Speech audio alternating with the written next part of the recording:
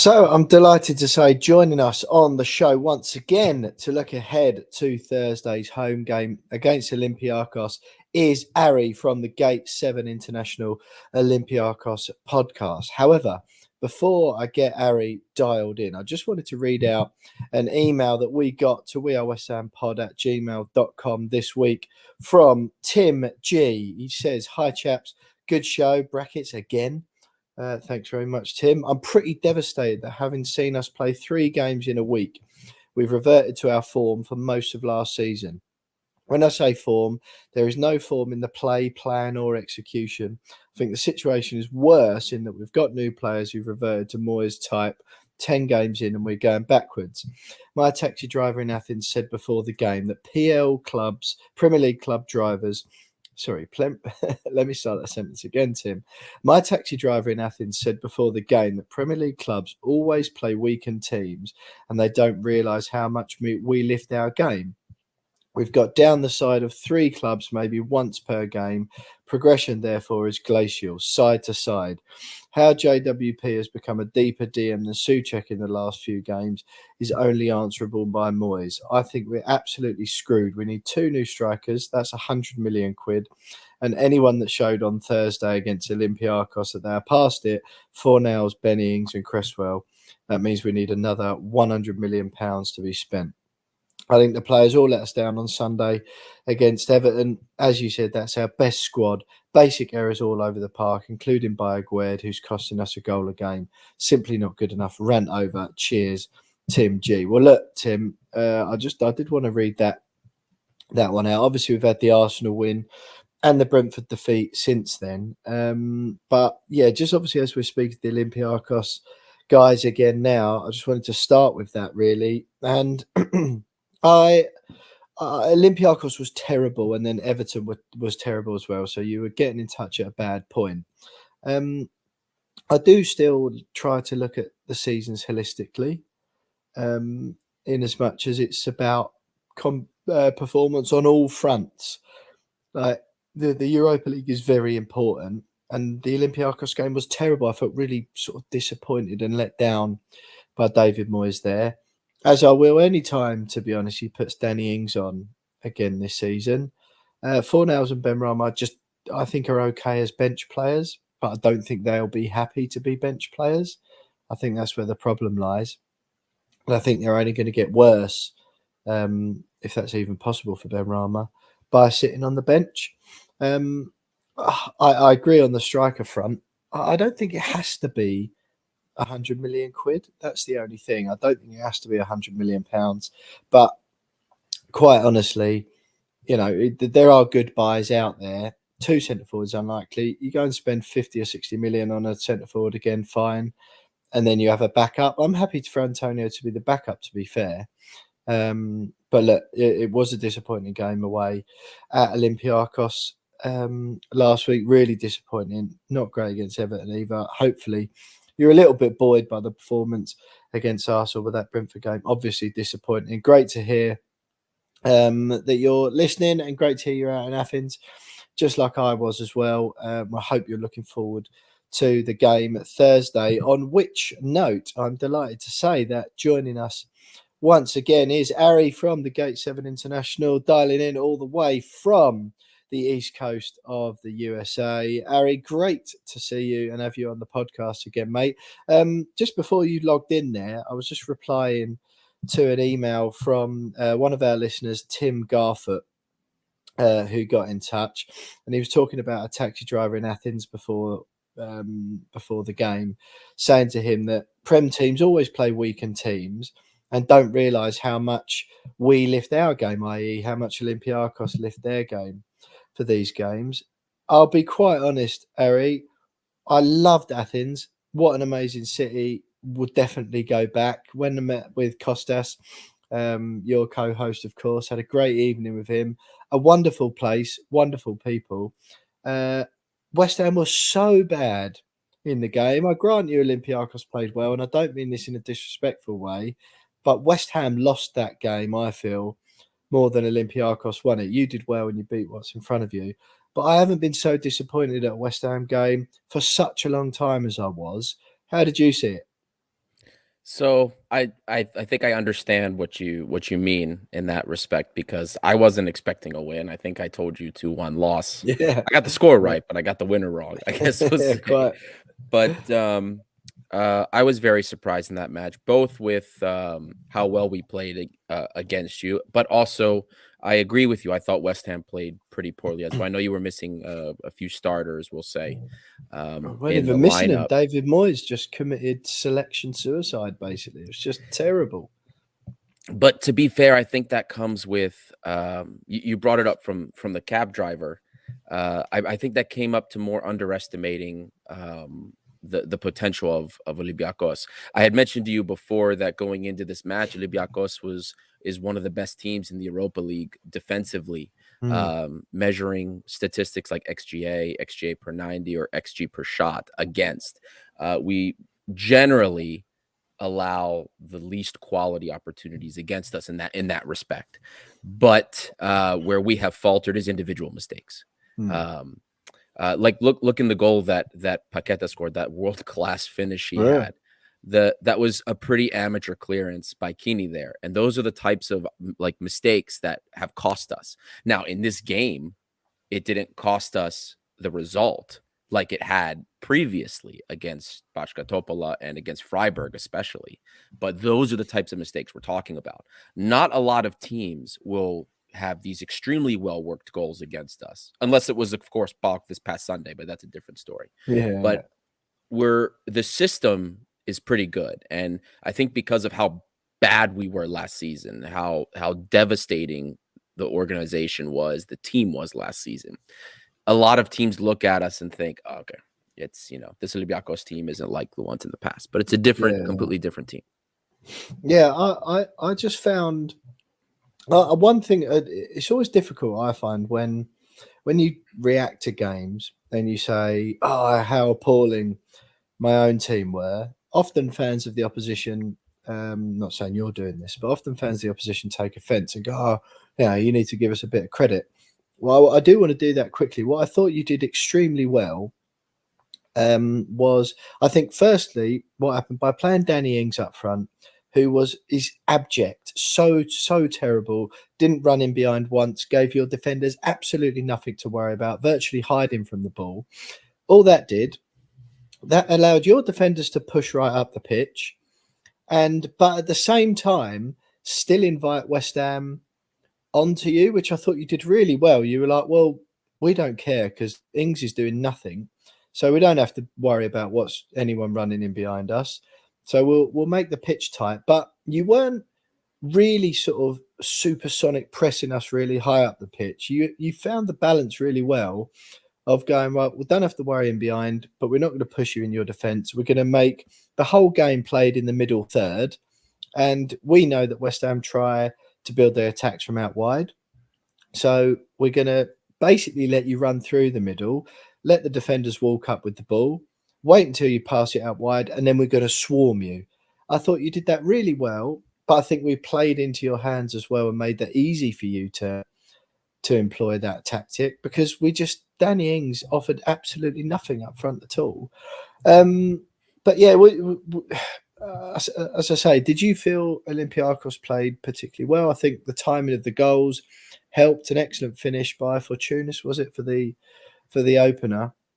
Mhm. Really good finish again. Just allowed him to waltz through the middle. You've got to put it in the net, which he did really well. I think it was just a really good combination of Olympiacos executing and West Ham being really terrible. Did you see it that way, or did you feel Olympiacos were playing above themselves? So I think in some respects you hit the nail right on the head. Um, I think with respect to our press, remember I told you, I think in the first, in like the pre-match show for the first leg, I talked to you about our press and how that's like been one thing we are very, very good with, and has provided us with a lot of opportunities. Very different this year.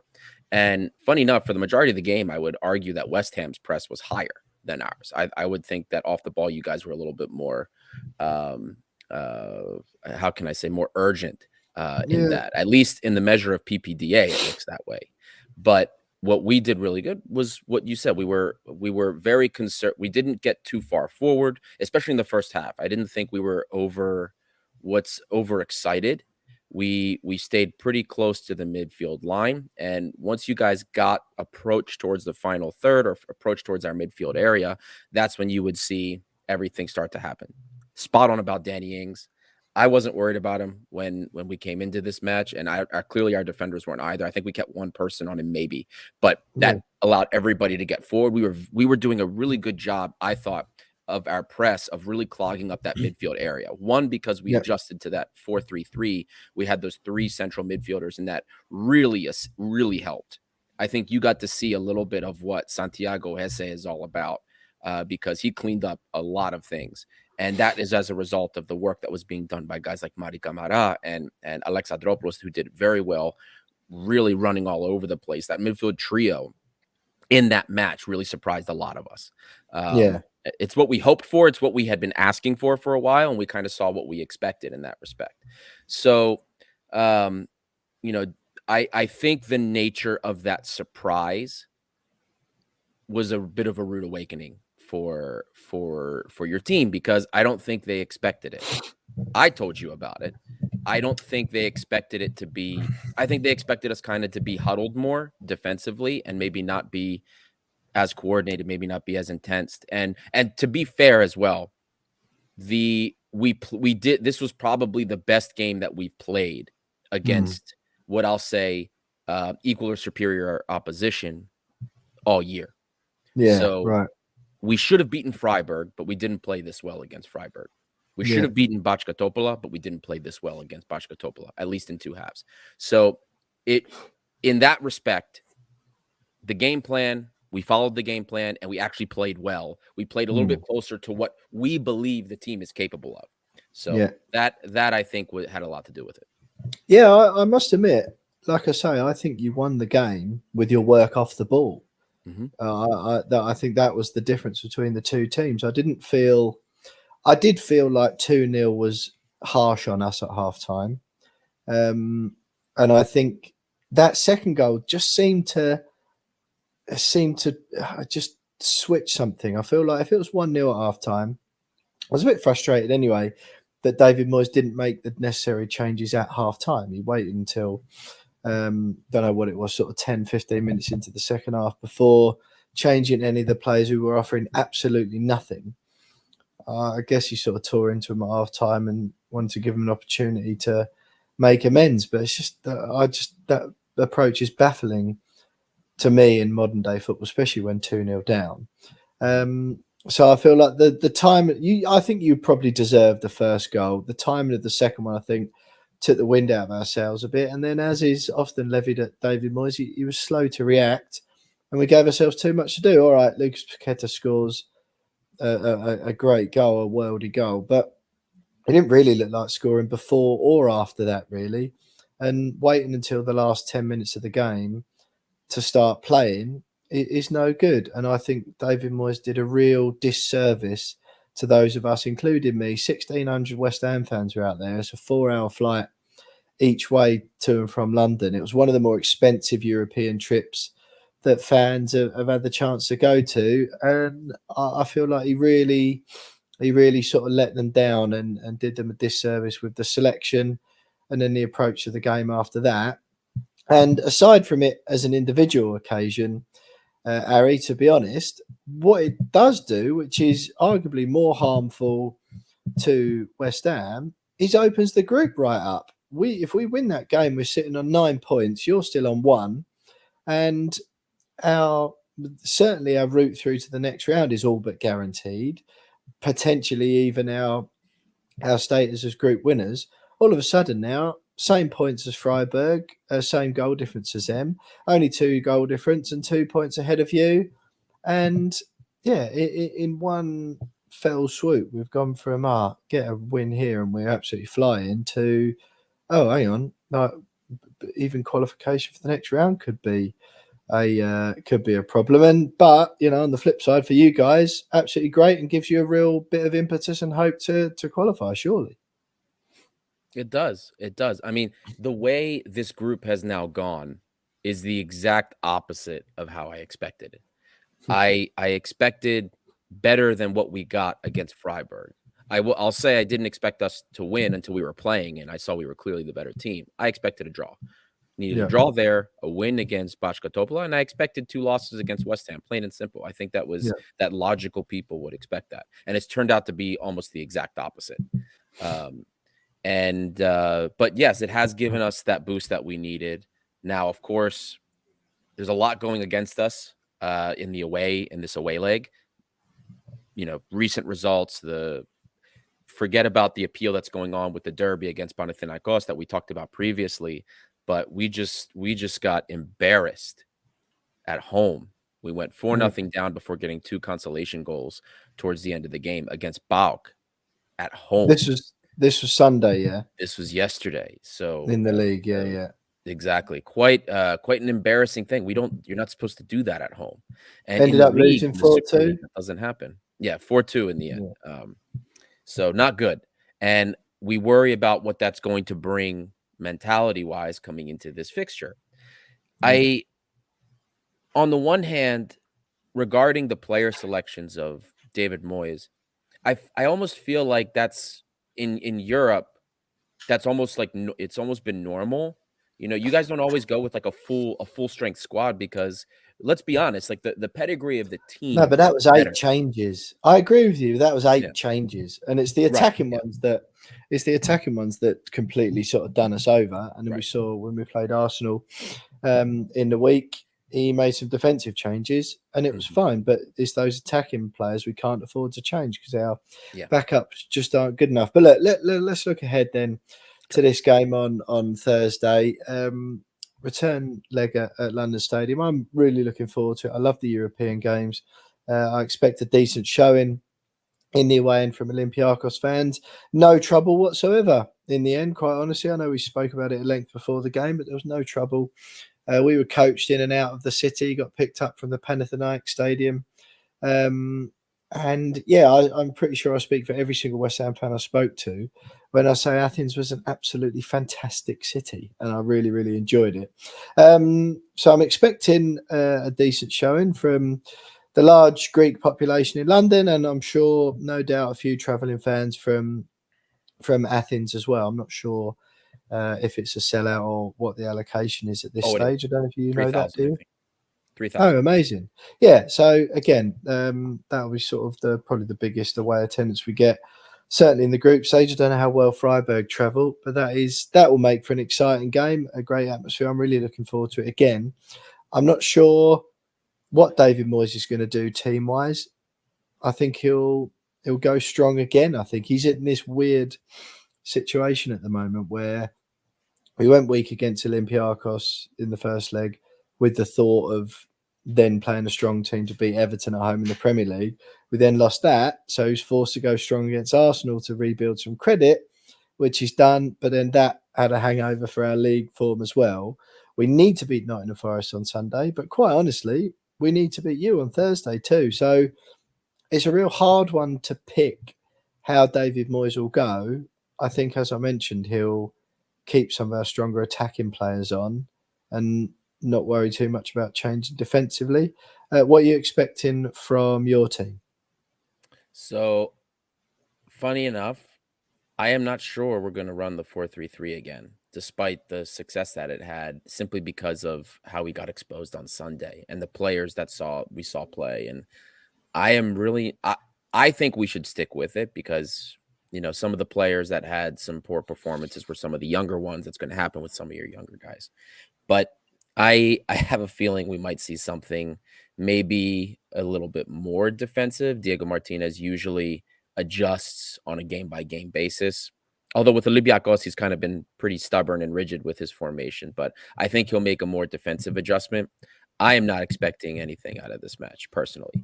I Right. think You said that to me despite last time, to be fair. I did. That was a surprise, but I think I'm a numbers guy, and Mm. just because that was a great performance that we had for us, you know, this is West Ham away. You know what I mean? A team with more resources, with on paper better caliber players. We got the win at home, which was nice. I didn't expect it, but I'm not under any illusions that all of a sudden we became a world-class team overnight. I'm not under the assumption that just because we did it against you guys that our vulnerabilities at the back just went away, because they haven't.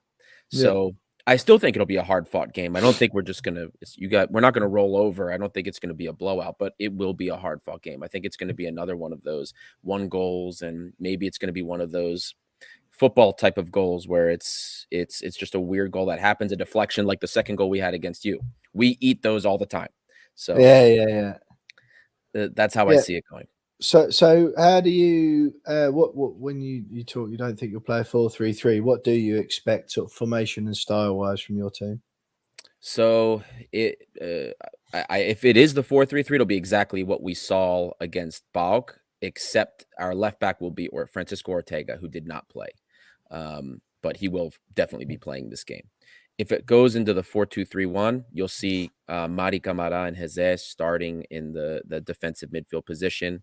You'll see the Ecuadorian center back paired with Retzos again. Rodinei on the right. That's where most of our attacks will go, down that right side. Gosas Fortunis will, of course, be on the left. You're very familiar with him now. 14 goal contributions in 15 matches. Podence will for sure be on the right. Another one who's been pretty high flying for us. I can't see how El Kabi doesn't start. He's a really strong part of our press. And the more question will be who's going to be sitting behind him. We line up in a 4-2-3-1, but in the defensive scheme, it's like a 4-2-4 or a 4-4-2. Yeah. But so it will either be Yorgos Masouras to help with the press, or it could be one of I imagine it's going to be Masouras. We're going to have more runners on the field for the press, I'd imagine. Yeah, right. So yeah, that's how I see it happening. Yeah, fair enough. Well, look, I mean, as we've mentioned already, the group is wide open at the moment, with Freiburg playing against Backa Topola. You would imagine that again, they've obviously only got a point so far. You would imagine Freiburg win that game, which from a West Ham point of view puts a great deal of pressure on. If both those teams win, it leaves you guys 5 points off, with 2 games to spare, which is a bit more of a mountain to climb. And you've got to go to Freiburg as well, of course. So sort of, based on all of that mixed in, and with your current league form, what do you think the score is going to be Thursday at London Stadium? I'm thinking it's going to be a nasty 1-0 loss. A nasty 1-0 loss. I think, to be quite honest with you, I'd take that right now, Ari. But listen, it's been absolutely great having you on the podcast, both last week or ahead of the first leg and ahead of this one. We really appreciate you giving us your time. I had a blast in Athens, and you know what? It's one of those things I was looking forward to it so much for, and I love Athens as a city. And now I've sort of just got an irrational hump with Olympiacos because we were so rubbish. And like the stadium, the atmosphere was good and all that sort of stuff because we were so bad. I was going to buy my dad an Olympiacos shirt. I don't know if I ran through this with you or Costas, but I was going to buy him an Olympiacos shirt. I thought, that's nice. And then afterwards, I was like, nah. I was just so annoyed by the whole thing. I'm not giving him any of my money, even though we just let them win, basically. I've just got an irrational dislike now of Olympiacos. But look, I'm really looking forward to it on Thursday. I would take a 1-0 win immediately now.